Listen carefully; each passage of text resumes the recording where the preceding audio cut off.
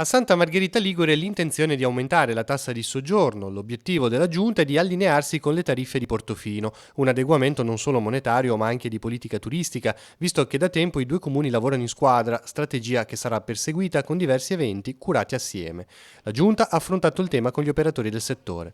Per cui gli aumenti sono di circa 1 € per ogni categoria, partendo dagli alberghi a 5 stelle lusso e alberghi a 5 stelle che diventano a 5 € e scendo 4 stelle 4 €, 3 stelle 3 €, 2 stelle 1 €, 1 stella 1 €. Per quanto riguarda le case per ferie e case vacanza andiamo a 2 € e per l'ostello si va a 1,50 €.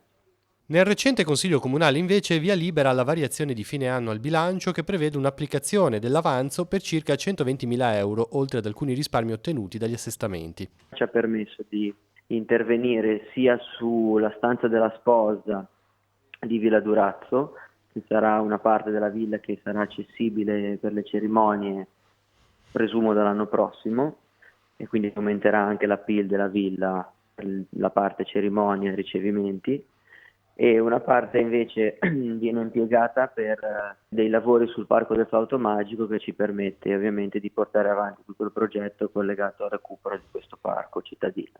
In Consiglio è stato infine applicato un correttivo al regolamento sulle sale da gioco che prende spunto da una sentenza del TAR su Rapallo di quest'estate.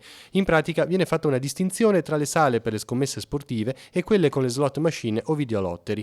La modifica inoltre consente lo spostamento delle licenze collegate alle scommesse sportive soltanto per quelle esistenti. Sulle nuove aperture non cambia niente, non aumenta il carico insediativo di questo tipo di licenze, ma si rende leggermente più elastica la normativa commerciale su quello che riguarda questa attività.